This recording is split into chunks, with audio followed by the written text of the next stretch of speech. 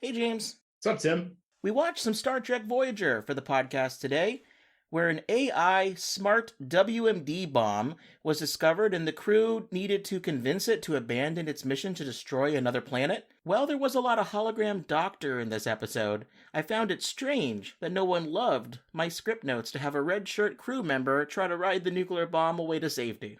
Tim, I think you're being super critical.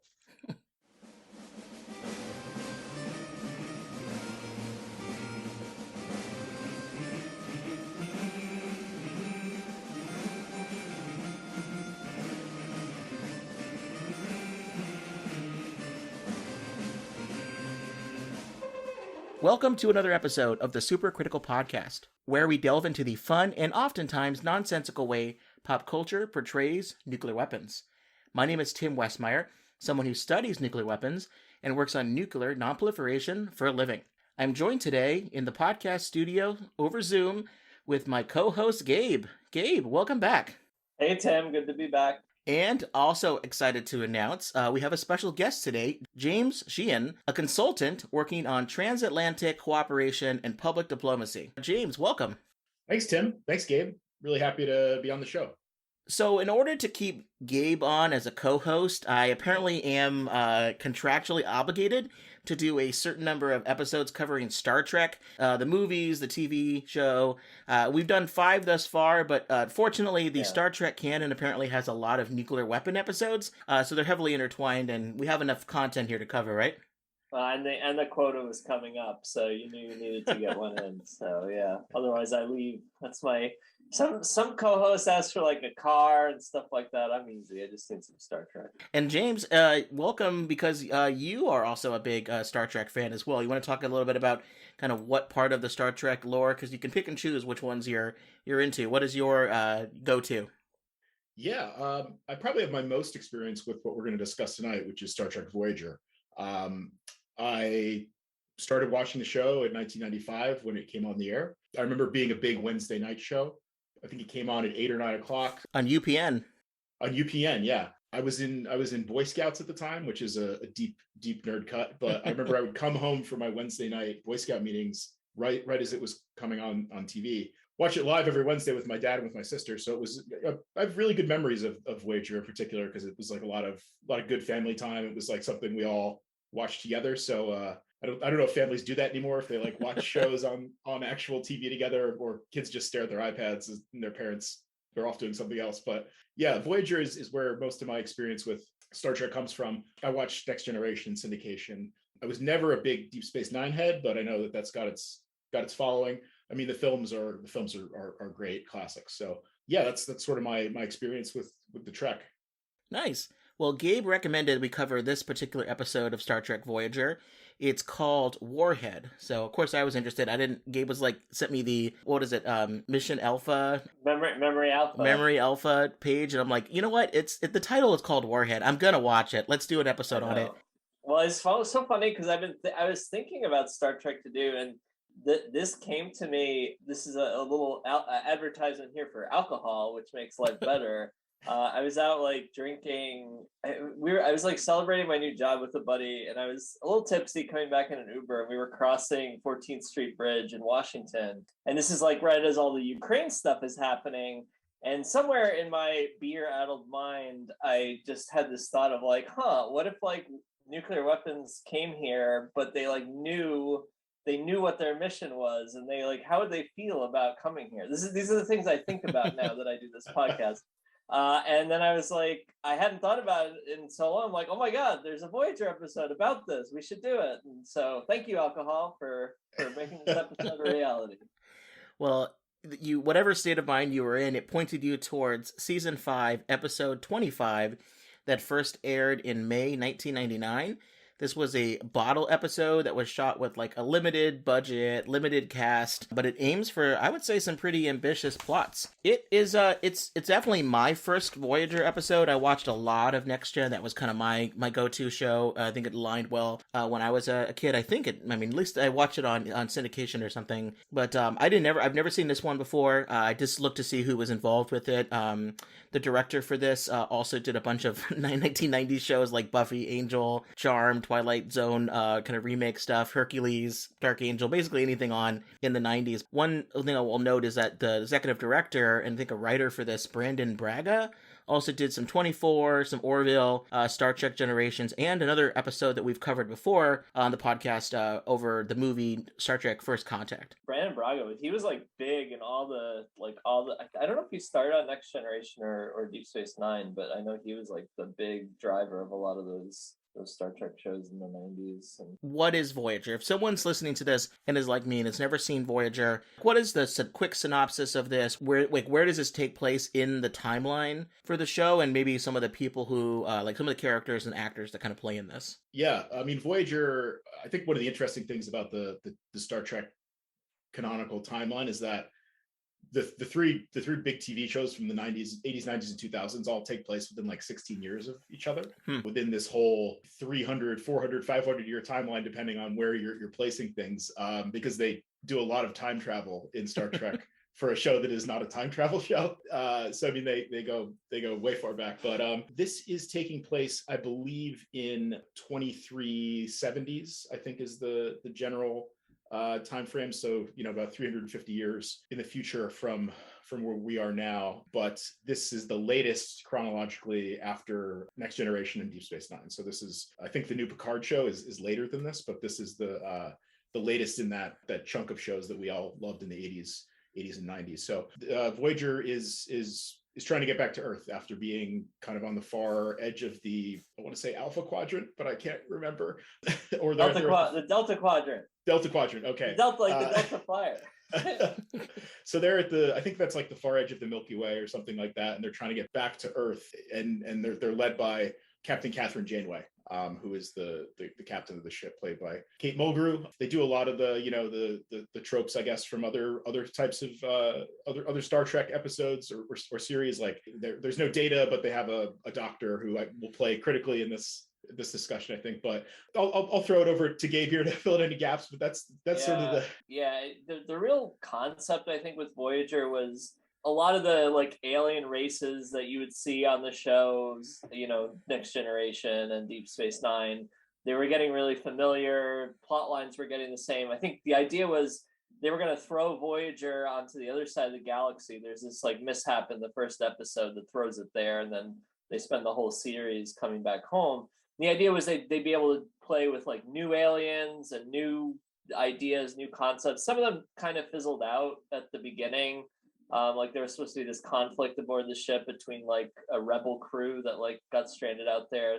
That never really went anywhere, but I think that was kind of the appeal for me, that there was some like really different stuff, and it introduces some new stuff into the canon. So yeah, that was the kind of the Voyager vibe. One thing I'm curious before we jump into the podcast nuke stuff here is the travel time in Star Trek with warp drives and all of that. It's actually a pretty long time to get from one side of the Milky Way back to Earth. Yeah, I forget. Hard to place all this. I forget in the beginning they talk. I don't know, James, if you remember in the beginning of the series, they like talk about how long it'll take. But of course, conveniently enough, it fits into 7 seasons of television because they every now and then they hit a wormhole or they like hitch a ride on like a Borg cube or something, and so yeah, it's a multi-year journey, and throughout the series there are, I would say, critical decisions where they have to, you know, make a choice, like this is going to add 2 years to our time out here. Should we go invest? You know, so there's always those trade-offs I think they're making between, you know, carrying out the prime directive and exploring, but also this is a journey to get back home. I always like that aspect of it too, is that, you know, it feels like they're in a little more of a trickier situation than perhaps Next Generation or Deep Space Nine, because they are actually out there in the wilderness trying to get back. Well, it's just very reassuring that even in a future far from ours and far to the other side of the Milky Way galaxy, that nuclear weapons still find their way into everyone's daily life. Because this episode is no exception to what we cover on the podcast. There is essentially a situation where a nuclear bomb is talking, thinks it's alive. It has a mission. We don't really know what it is to start, but it's some sort of weapon of mass destruction, causing some havoc. And our whole debate here that we'll get into is kind of what responsibility does the bomb have if it has sentience to finish its mission, but also knowing that it will kill people. The crew, who's, you know, moral and upstanding and doesn't want to kill if something is actually sentient, but knows that this thing is meant and was created to destroy. based on that, I've got two questions that I want to cover today. One is, since this episode was made in the late 1990s and kind of between the end of the Cold War and before 9/11, it really is one of those 90s shows that fits very perfectly in this time period between when everyone was concerned about, global thermonuclear war and those types of Cold War anxieties, and then the new types of non-state type weapon of mass destruction attacks that we had starting in 9/11. So kind of how does this episode fit within that? Yeah, and also how bad is the CGI for late 90s TV? All right, that's question 1B. The second question I have here is, the bomb in this episode has its own thoughts and feelings on being a WMD on a mission. Kind of what can we draw from that in thinking about nuclear deterrence and nuclear dangers in our timeline and this side of the galaxy? We'll kick things off now. Spoiler alert, if you haven't watched this show from the 90s and want to, we're going to spoil quite a bit of it from this episode. So check it out. I think I had to buy it on Amazon Prime, the episode. I don't know, James or Gabe, is it probably on Paramount Plus or any other places that where it's at these days? Yeah, I've been binging Discovery and haven't started Picard yet, but yeah, I got my Paramount. They hooked me in. I got you. I'm probably going to borrow your account, so it's all going to work out fine. James, why don't you start us off? How does this episode, get started? The crew of Voyager is in a little bit of a different setup than normal. So Ensign Kim is on bridge duty. He's really excited about that. He's framed as a go-getter, a careerist, someone who's looking to rise through the Star Trek ranks. So he's been assigned bridge duty for the overnight shift, so that supposedly Captain Janeway can get some R&R or something like that. 4 nights in a row. Right. And I did have I don't want to be too tangential here, but I didn't know if, because there's the red shirts, the yellow shirts, and the green shirts. And I guess Ensign Kim is eligible for a command position despite being a yellow shirt operations person. I don't know how that works in Starfleet, but I guess there's some flexibility in the command structure and how you rise through the ranks. But I thought that was interesting since he is more an ops guy. With that said, they get a distress beacon on a planet with no signs of life. The doctor joins them on this mission to the planet's surface. It's like a real rocky desert looking thing. It's an incredibly cheesy set. It's about like 20 by 20 feet. Yeah, it looks like it just screams like some. I think it's the Paramount soundstage. Yeah. So they go down to the surface. They find this long, sort of 1 meter long mechanical thing, kind of like sort of in a rock, embedded into a rock. It totally doesn't look like a bomb, but the doctor begins sort of interacting with it in like machine language. Oh, he's speaking English, but we should talk about the doctor. So he's a hologram, right? Yes, he's a hologram. He's an AI. He's like Data, but with photons. I'm Voyager's emergency medical hologram, a projection of light and force fields guided by an optronic computer program. Yeah, I think he describes himself as like an array of light and force fields, sort of driven by an AI. So he's a hologram, but there's technology in this world where he can exist in he can physically exist outside of the sick bay on the ship, or he can be out in the world basically because of some piece of technology that they explained in an early episode that I can't remember. and I'll say I love this actor a lot. What is it? Ricardo. Robert Picardo. Robert Picardo. I love this guy. He plays the coach in Wonder Years, which is my probably favorite television show at all growing up completely. But he also was in another episode we covered on the podcast. He was a theater owner in the movie Matinee with John Goodman. It's such a good movie, and he plays that role perfectly. So he's in the nuke world. But so this doctor, what is he starts talking to this little not a bomb thing? Yeah, so I guess before that, Ensign Kim scans it and he sees that it has bio-neural circuitry. Ooh. So it's some technology that's a mix of perhaps some organic life form, but also mixed with some kind of circuitry. I don't know. I mean, it's made up. So it is whatever we want to believe it is, I guess. But this is the source of the distress call. What is it? I don't know. Paratronic shielding, a dense energy matrix, bioneural circuitry. Bioneural? That's unique. The doctor starts engaging with it. They talk about whether or not it's AI, whether they need to help it, whether they should bring it back to the ship. They don't really know what it is at this point. They have this like debate on the planet, and the doctor is like very sympathetic because he finds this other AI life form. He's like, well, it's suffering. We need to bring it back. And Ensign Kim, who, he's young, pretty green. He's like, oh, we should be careful about this. But he's in command of the mission and actually gets talked into by the doctor bringing it back. And it's not until they get back on the ship where I guess there was the weapon, the AI talks about its partner, and Captain Janeway and 7 of 9 figure out that the partner crashed on another planet and left a pretty big crater that had radioactive debris. So we know what's up then. I love the scene on the planet though, because at one point they say that the bomb is scared, that it wants to know where its arms and legs are and like can't see anything, but it's like freaking out. And I thought that was a pretty interesting idea of AI having consciousness but not having, the right arms and legs attached to it. It's not warforged in any particular. I had a little bit of a moment of like an Arnold one-liner. It's like, well, how are you going to do that? And he looks at it and goes, I'm a weapon of mass destruction. But yeah, so James, what happens? It kind of gets dropped off. It gets beamed out of the beamed out of Voyager, out of sickbay, and there's a pretty cool scene with 1999 CGI of these like 32 missile-looking things kind of cruising in formation through space. It joins the cohort, and then it makes the ultimate sacrifice, I guess. There's a big boom of 32 antimatter warheads exploding simultaneously. In nuclear war planning, that's called fratricide. It's when if you want to hit a target with more than one weapon, which you sometimes do because there might be a situation where one of them misses, or it might be a heavily, hardened silo door, and you really want to destroy it, and maybe you're not going to get close enough, and you need to fire one after each other. You have to make sure that one of them explodes, dissipates, and then the second one comes in, because otherwise you're just wasting bombs, throwing them into a firestorm, and it doesn't actually explode. I don't know. A lot of fratricide in the situation.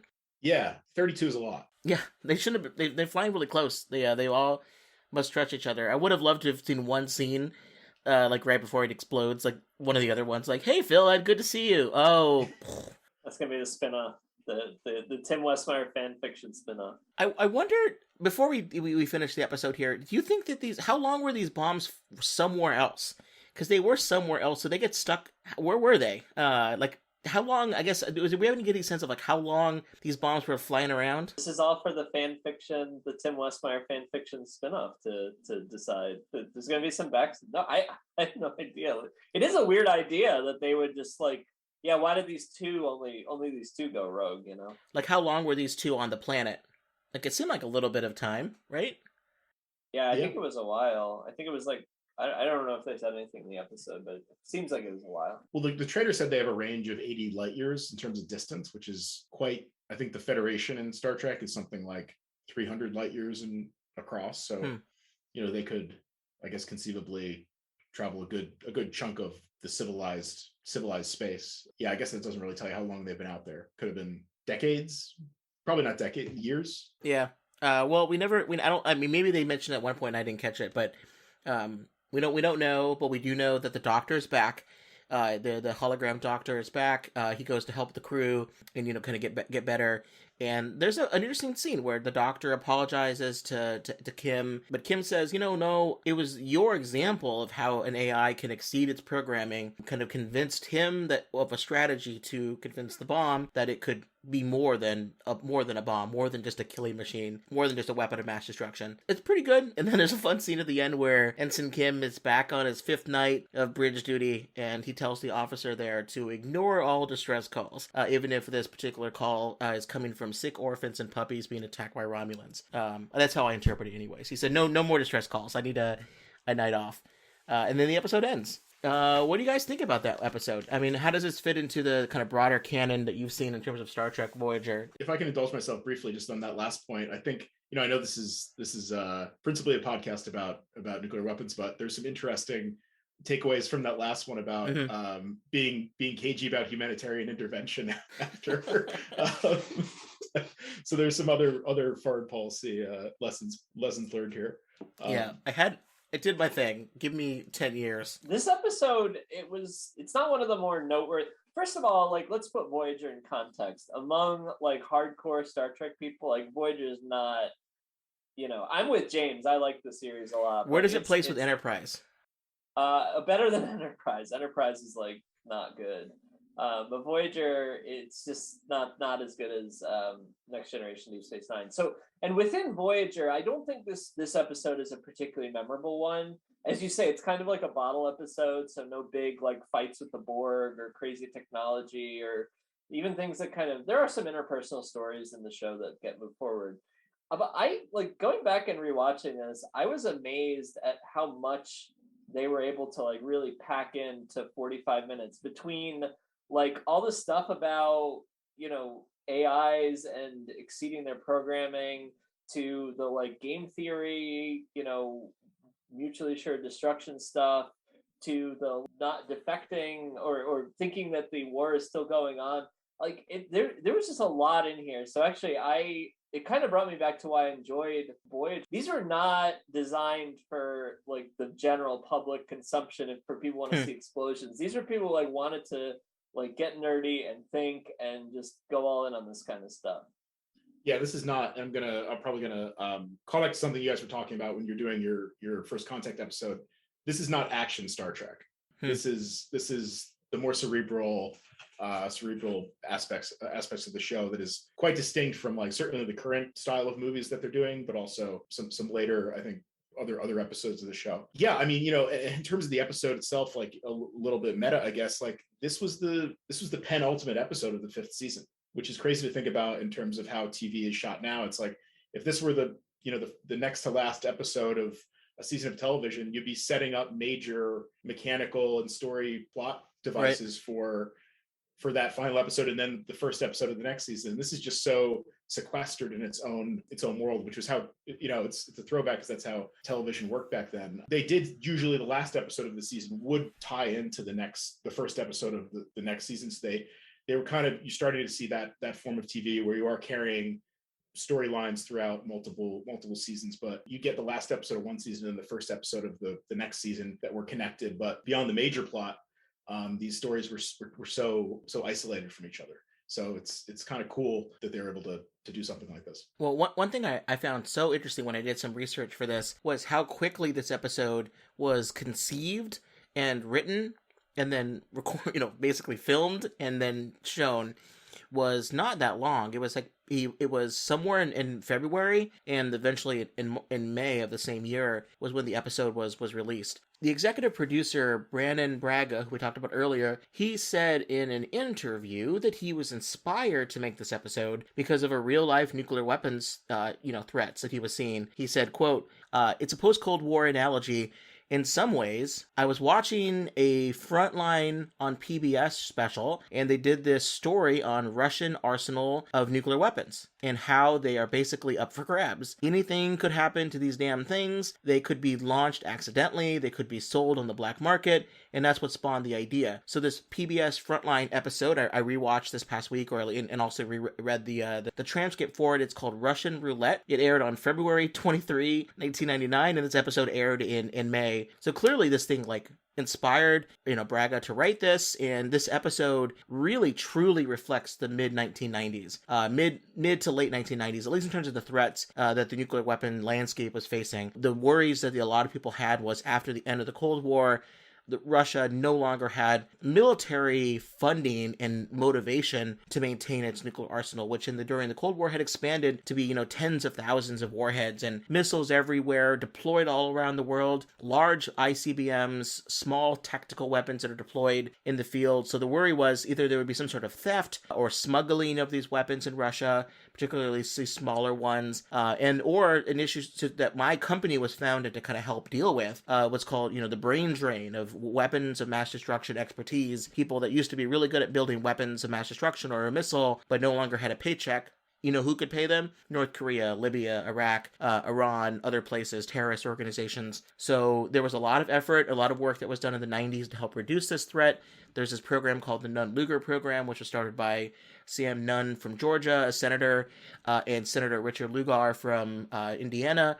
This program really helped, since starting in 1991, to work cooperatively with Russia to consolidate its missiles, its weapons, its warheads, bring them back from countries like Belarus, Ukraine, Kazakhstan, weapons where they were left when the Cold War ended, bringing them back to Russia, as well as trying to, secure these things and dismantle Russian nuclear weapons. It's a fun program I always like to talk about, Megatons to Megawatts, which was a program where the United States purchased a lot of highly enriched weapons-grade uranium from the Soviet Union, from Russia, that was in the Soviet Union, and then blended it down to use in U.S. nuclear civilian power plants. And at one point, 1 out of every 10 light bulbs powered in the United States, you could argue, was powered by this fuel. So it was a lot of efforts that were done. Around 1990, Russia had still around 6,000 operational nuclear weapons, and a lot, in storage. But, the military was degrading its weapons supplies and morale. The movie The Peacemaker from 1997 really takes on this theme,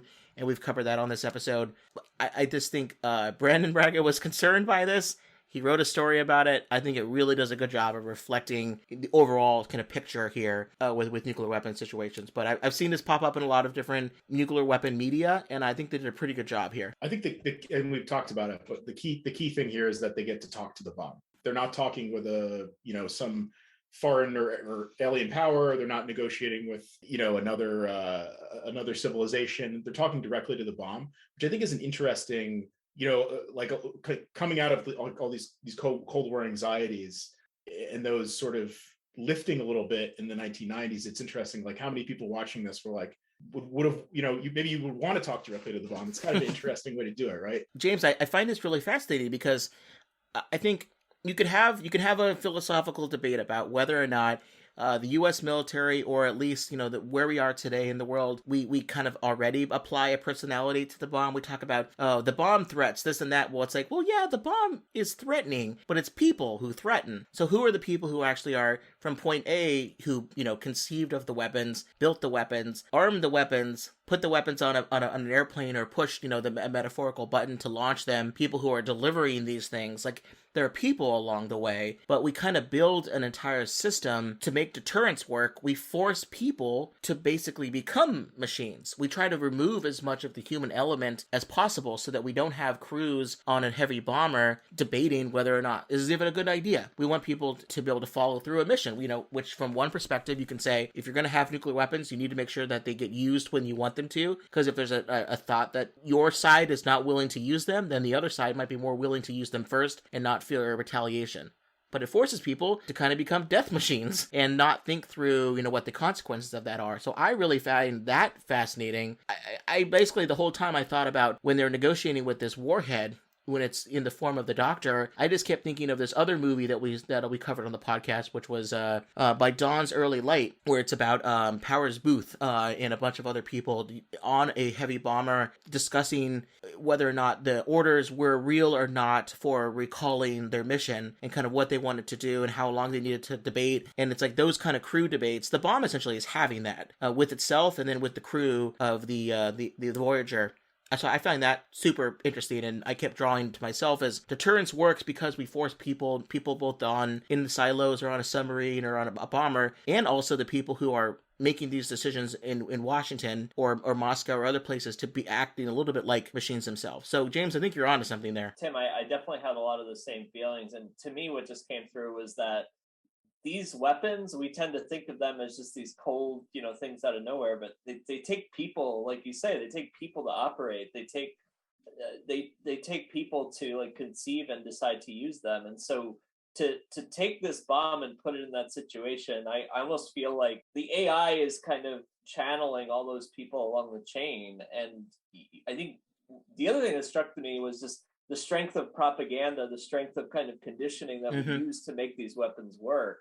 I was very struck by these stories of all these Japanese holdouts after World War II that kind of hold themselves out on these Pacific islands, and for, in some cases, like 3 decades, refused to accept that the war was over and thought that pamphlets being dropped telling them that the war was over was propaganda from the enemy and that they needed to continue to fight the war. It just shows the strength of, that propaganda to make this kind of stuff work. So I that's kind of what hit me when watching that. I would also really give Voyager some credit because they touched on a lot of other very common nuclear war, Cold War movie tropes, in particular the one that probably got me into this podcast idea in the first place, that continues to irk me, grinds my gears whenever I'm kind of watching something and I go, oh, you can just think you can recall missiles? That's not how it works. It's a bad idea for people to think that you could recall a missile, an ICBM, once it gets launched, because then like, oh, well, we can recall the missile and the president can push a button and then it will explode or whatever. It's like, no, these things, when they're launched, they're ballistic. They follow a path. You can't abort them because they don't want to get into a situation that the bomb in this show cared about. This order to abort was probably sent in from the enemy, right? So that I should ignore it because it was a false, information. But this really makes for a great plot device in a lot of nuclear weapon popular culture. There's a lot of those that are out there. Things like, there are a lot of good movies that cover this, like Doctor Strangelove, Failsafe,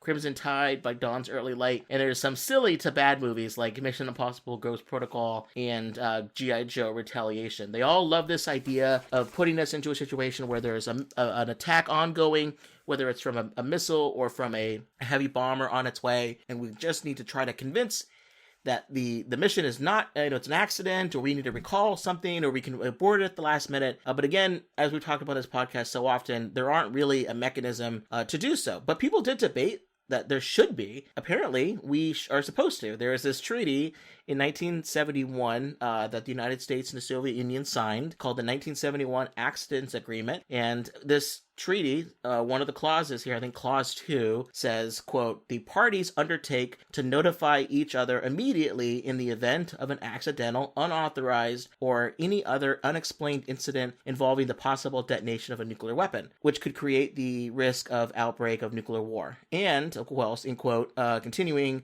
in the event of such an accident, the party whose nuclear weapon is involved will make every effort to take necessary measures to render harmless or destroy such a weapon without causing damage.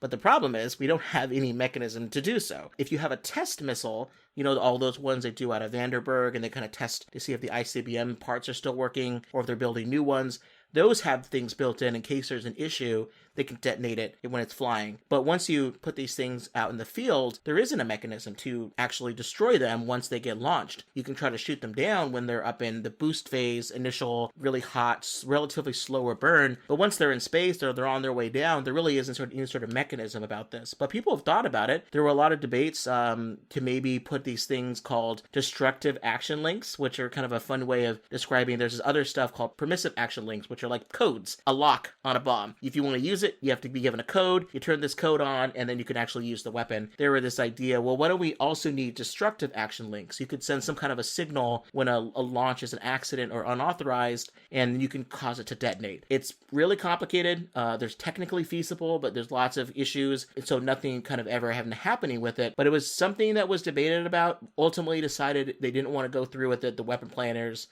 And apparently in the Star Wars universe, they had it. And I do want to throw this question out there to the Star Trek people. Star Trek. You said Star Wars universe. You're going to get destroyed by angry commenters who will show up at your house. In the Star Trek universe, apparently they have solved this problem, and they're comfortable with some sort of, abort code being put out there. But why do you think there is a need to have AI with your missile/bomber? It seems to work well in the episode, but what is the Star Trek logic here? Because I did some research. There are apparently a lot of episodes that deal with AI-related weapons and that are fighting wars that no longer exist. It seems to be a thing that Voyager returns to again and again. What is it about, you think, Star Trek that thinks that this needs to be something that isn't included there? I was thinking about this, and I don't know if I can point to a particularly Star Trek thing about it. I think it's, well, number one, this seems like a tactical mistake to do this, to include this level of AI in a weapon.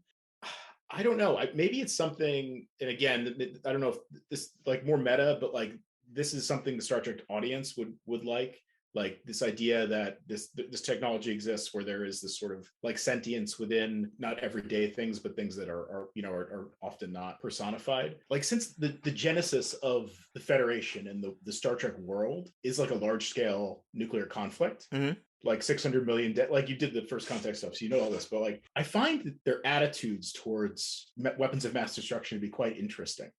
Because you'd think that they would be this utopian society that exists in Star Trek within the Federation, no poverty, no war, no hunger, all of these things exist in the wake of ultraviolent destruction, but like they're always pretty cool with these things. They're pretty chill, like with this thing being on the ship, and they weren't.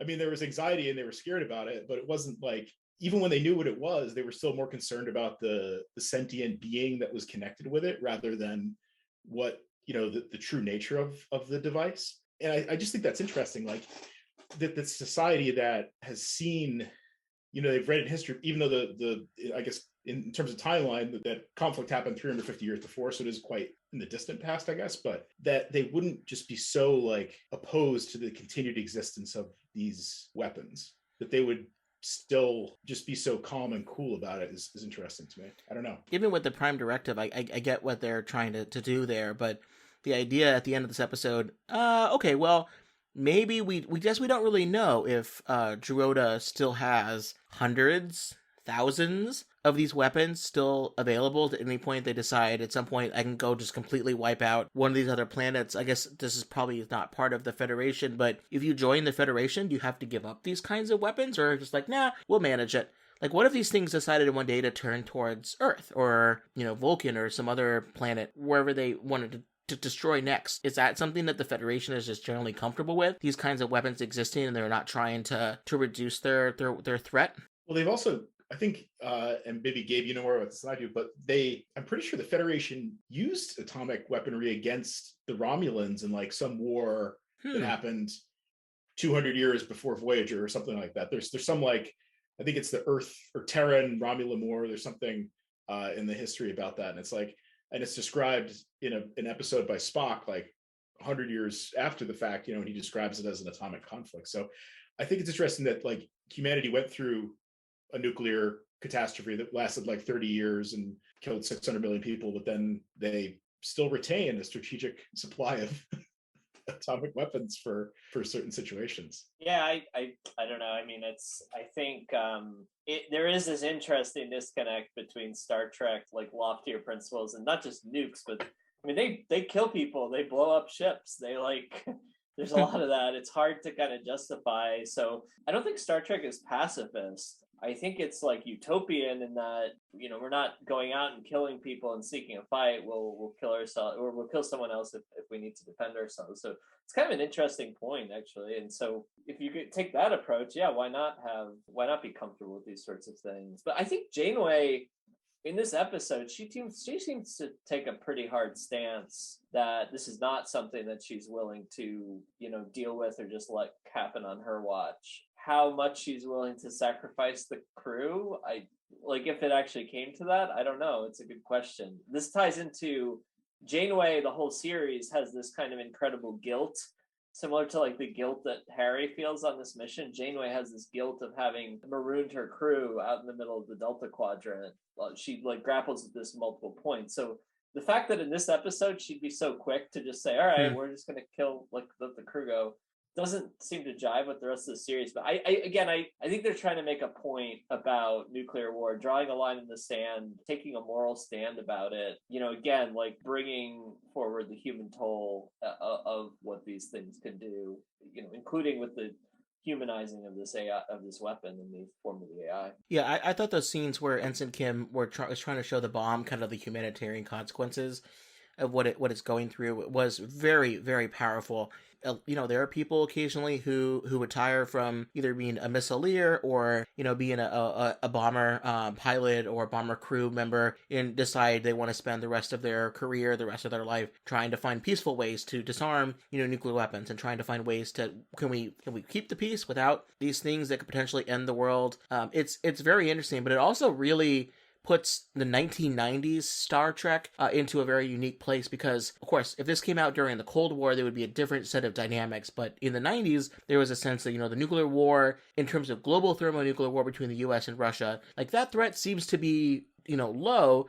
But there's this idea that maybe now that these weapons, they didn't go away when the Cold War ended. They still existed. They still existed in many countries that didn't want them, like Ukraine or Belarus or, Kazakhstan. They were left there. It was painful to negotiate them, to return them back to Russia. And it wasn't clear at any point that maybe Ukraine just wants to be a nuclear power forever. And there were treaties about negative security assurances. We weren't going to attack you if you give us these weapons. We see today that no longer is holding the situation, but it was painfully negotiated. And the idea here is the worry for a lot of people in the 90s, including this PBS Frontline special, was it's actually more challenging to deal with, thousands of nuclear weapons. It no longer has a mission. They no longer have a target. If these things are out there and no one's keeping them safe, keeping the nuclear bomb in a nice safe place, and warm and secure and locked up, these things are going to get smuggled. They're going to get found new missions that may be more usable, and the traditional deterrence is no longer going to hold this up. So like the idea that the original creators of these bombs in this scenario kind of matter a lot less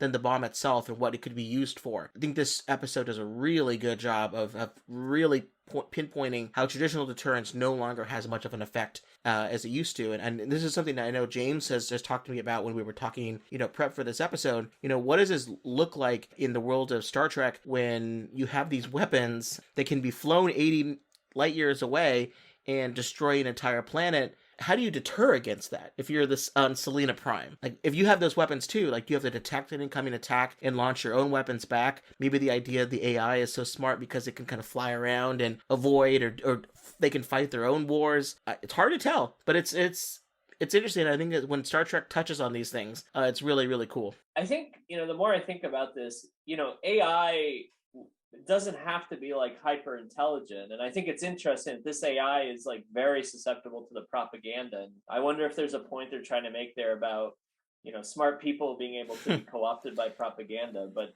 I think the big message, at least in Voyager, especially with the Doctor's characters, one of my favorite characters in all of Star Trek actually, is you can go beyond that programming, right? We have the capability as humans, implied, machines have it too, but you can go beyond that. And I think there is, especially in like these times, we're seeing what's happening in Russia and Ukraine. This is now mid-March 2022.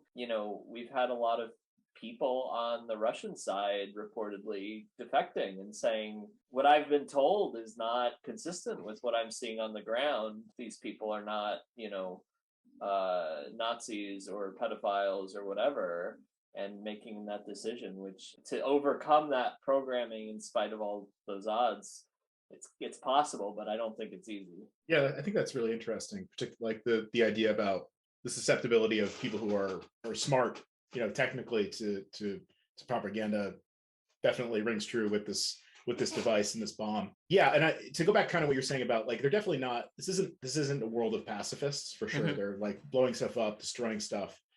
It's almost like, and I think their interaction with the bomb is telling. It's like the Star Trek world. It's like the fulfillment of technocracy, right? They're all technocrats. That's basically their philosophy, and they're guiding to the extent that I don't think they have like political principles, but that is their principle, I guess, is that with sufficient advancement in technology, you can eradicate all the issues in society. But it's interesting that even with that, those things removed, and even having this empirical approach to the world and discovery and exploration, that they still get into jams like this, right? There's still like this, how do we engage with this? It's not a life form, but this form of intelligence that's different and we can't quite understand. Well, it seems like they get into this jam a lot. So I'm moving from I'm done with my nuke rants and moving on to what I call the parking lot movie discussion, which is kind of when we talk a little bit about something that's not nuclear related. Parking lot refers to when I used to remember one of my fine memories of talking with friends in the parking lot after seeing a movie in the movie theater before we went our separate ways. I wanted to ask you all, like, apparently, I guess this is a well that they return to a lot in Voyager. There was an episode called Dreadnought, which is a famous one in 96, and I guess something else also called Prototype in 96, and they're both about convincing AI's weapons that they bring on the ship from fighting a long-forgotten war. Why do you think this is something in Star Trek lore that they keep returning to? I think it's just such it's such a rich subject matter for ethical debates and discussions about, war and morality. And I think it's just interesting to see you can use science fiction to kind of personify it and explore that question that I drunkenly thought to myself of like coming over the bridge of like what is behind all this. And I don't know why Voyager did it so much. James, do you remember if there are other iterations of Star Trek?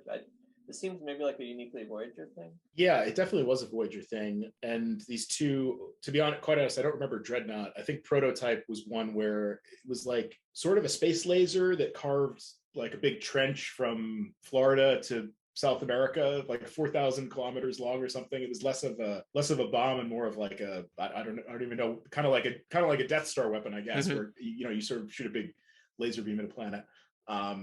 On a smaller scale. Yeah, I don't know what it was about Voyager, and it's interesting, I think, because they were so far from Earth. Like it doesn't, you wouldn't think it would necessarily align with the overarching plot of the show, which is to get home.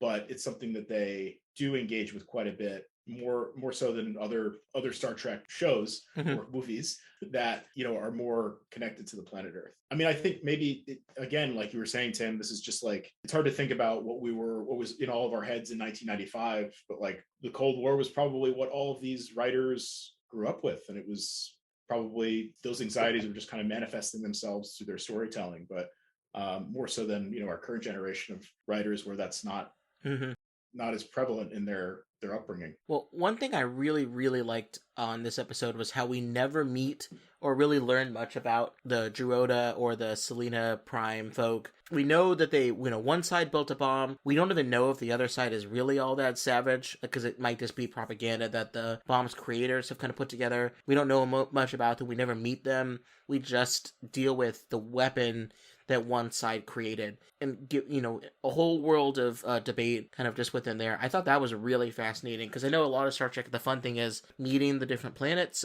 people, and kind of interacting with them. But this one is just, I really enjoyed the fact that we don't actually meet them, but we meet a thing that one of them created, which has its own character and life. Yeah, I think it's a great storytelling choice, because if you meet them or you learn anything more about the conflict, you might be like, oh, well, maybe we should irradiate this military installation. Oh, they've got 3 heads. I don't like that. Yeah, right. Even if thinking about whether or not who started the conflict, is it a just conflict?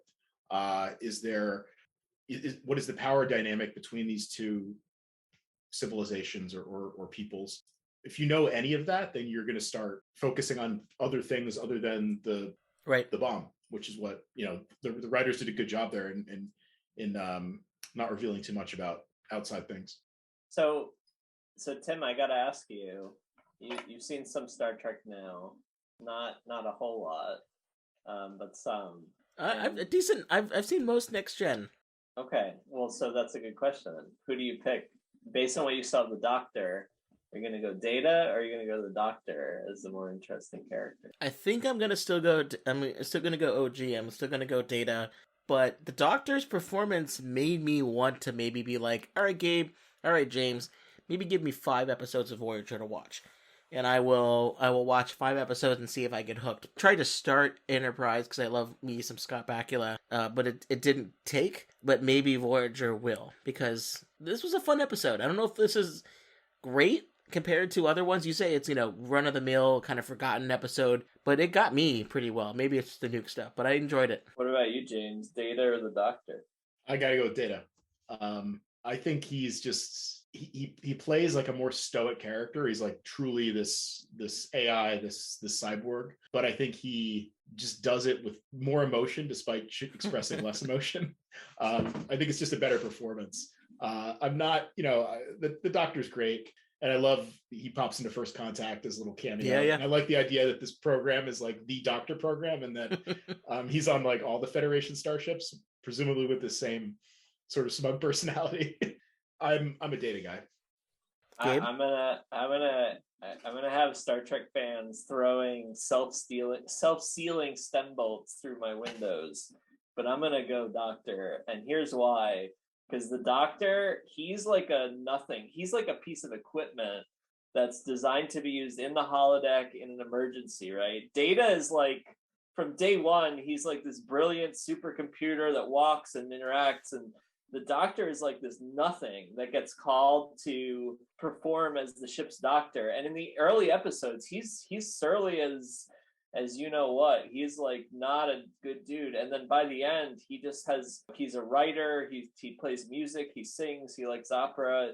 He just to watch his growth throughout the series is to me much more satisfying. So come hate me, fans, but that's my pick. Well, James and I played D&D together, and I recently played a robot character, and my voice and mannerisms were basically just Data because it's easy to do. But I think it was also the fact that I love Data. Maybe maybe James will let me play a hologram doctor at some point in the future. I think that's a great idea. I think there's a cleric build there that would be interesting. It's just weird though. I can't get hit because I'm a hologram, but I'm very effective throughout everything else. So we'll see how that goes. All right, so let's wrap up here. Let's do our rating system where we rate the Warhead episode out of 5, with 1 being the worst and 5 being something that you think is terrific. But because I get super critical about the plot, I like to tailor the rating system and get super critical about that as well. I talked to the doctor. I've talked to Data. We've crunched the numbers. Let's rate the episode Warhead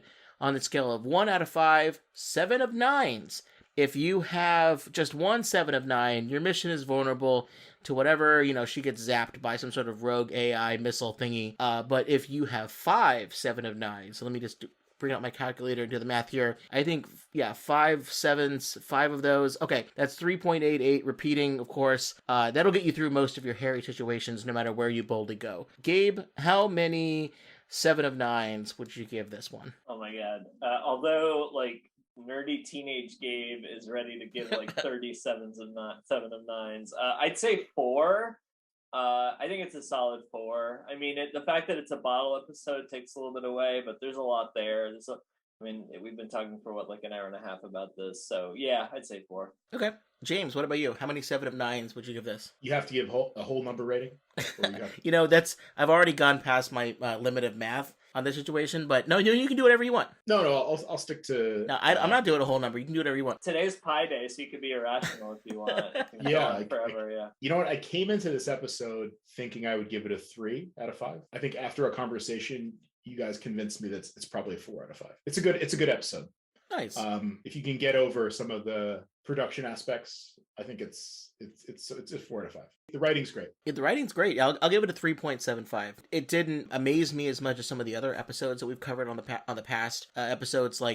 City on the Edge of Forever is just such a great episode. It's hard for me. It's the hard part to try to meet, but that was a good one. It's better than Assignment Earth, which was that one that was starting to spin off with whatever that guy's name was. Yeah, that was cringe. But it's somewhere in the middle between those. I think 3.75 is a pretty good one for me, and it's definitely inspired me to ask Gabe and James for a list of which episodes to check out. But if you, Gabe and James, and I want to recommend something else for someone to watch, this is where we can do this now. So something that might be related to Warhead, to Star Trek, to Voyager, or just something you recommend people to check out. I've got 3 things I'll mention pretty quickly. One is that PBS special from Frontline titled Russian Roulette from 1999. I'll put a link to that. It's pretty entertaining, and it's a PBS Frontline is pretty good. I recommend a movie directed by John Carpenter, his first, from 1974, called Dark Star. It's a bit of a cult movie, but it's good. It's about a bomb with AI that destroys planets. It's what it's designed to do, but becomes self-aware and debates with a crew that's aboard a really long mission on a spaceship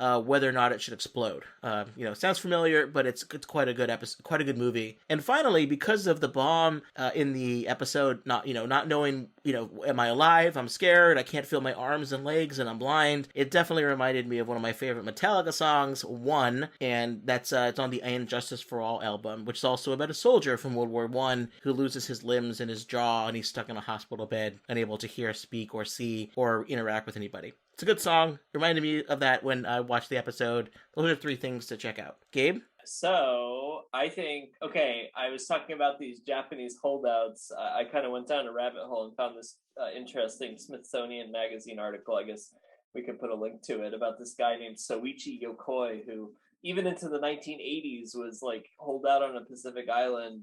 And he thought that the command to end the fighting was just propaganda and was ready to finish his mission. So some parallels to the episode. Another Star Trek Voyager episode that Tim reminded me of, this episode called Jetrel in, I think it's season 1, episode 15, has some overtones of Hiroshima, where Neelix has to confront somebody who created a weapon that killed many of his people. And then finally, if you want to go further into the podcast realm, Garrett Wang and Robbie McNeil, who played Ensign Kim and Tom Paris, they actually have a podcast called The Delta Flyers, where they are talking about every Voyager episode and kind of talking about their recollection of it. I don't think they've covered this particular episode yet on the podcast, but you can go check it out. It's kind of fun. Well, people who listen to the show, definitely send the link to this episode over their way. Maybe we can get Gabe and James connected with them. James, anything you want to recommend people to check out? Yeah, I don't know if you've recommended this on a previous episode, but there's a 2007 movie called Sunshine with Cillian Murphy, Irish actor, where they have to. The premise is that the sun has kind of gone cold, and they need to restart it with nuclear payload. Have you guys done this one? No, that sounds fun. Yeah, it's really good. There's a lot of good actors in it. It's like Cillian Murphy, Chris Evans, like Benedict Wong. So it's like a lot of familiar actors out there, and it's pretty cool. It's like another space one that involves some of the things you guys talk about on this podcast. So that's Sunshine 2007, usually on one of the streaming services. I don't know who has the rights to it right now, but it's out there. And then kind of just because, Tim and I are in this D&D game, and I know Tim is one of the most often cited authors back in Game of Thrones days of comparing dragons to WMDs. I would just recommend one of the D&D books that came out this year, Fizban's Treasury of Dragons. If you're interested in Dungeons and Dragons, I think it's a cool book. It has like a big list of different types of dragons, a lot of good lore. So even if you don't play the game, I think it's an interesting book for fans of fantasy, even sci-fi. It's a cool book. I mean, I know people have seen it, but I rewatched it recently. Just rewatched Star Trek First Contact. I think it's one of the best Star Trek films. I think for a lot of Trek fans, it answers a lot of questions about the past, and it's just well done. So I rewatched it recently. It holds up, even though it's from, I think, 1996. It's still great. Yeah, I loved when we covered that episode. That was a lot of fun, and it's Gabe. Was it Christmas one year? You got me the Phoenix. Yes. Yes. I have that. I'm looking right at it. It's hanging right next to my my Y-wing from Star Wars, Star Trek. I think people get those confused sometimes. But I got them hanging out. All Christmas gifts must be nuclear weapon themed. This is very important to make Tim happy. Happy holidays. Happy holidays for Tim. Thank you. Well, James, wonderful to have you on the podcast. I know you're going to be a good podcaster when you already recommend the next thing that, hey, wink, wink, I should come back on. You did a great job. We'd love to have you back.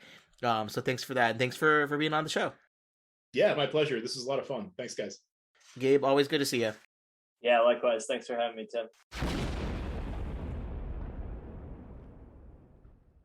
Thanks for listening to another episode of the Supercritical Podcast. If you have any suggestions for future episodes, Star Trek or otherwise, you want to tell us what we got wrong. Maybe I accidentally said Star Wars instead of Star Trek, and you want to at me on that. There's a couple ways you can do that. You can call me on Twitter at Nuclear Podcast. You can go to our website and put a comment on that, supercriticalpodcast.com, or you can send me a nasty email, supercriticalpodcast@gmail.com. Until next time, this has been Tim Westmyer. And Gabe. And James Sheehan. And remember, if it's pop culture and radioactive, we're bound to get super critical about it. Have a good one.